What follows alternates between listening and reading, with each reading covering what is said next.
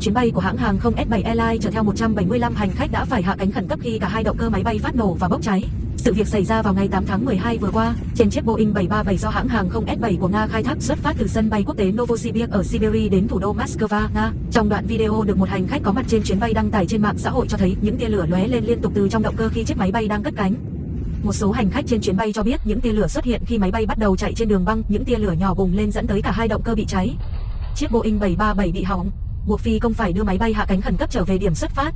Khoảng 10 phút sau sự cố, máy bay hạ cánh an toàn xuống sân bay Novosibirsk và may mắn không có hành khách hoặc thành viên phi hành đoàn nào bị thương.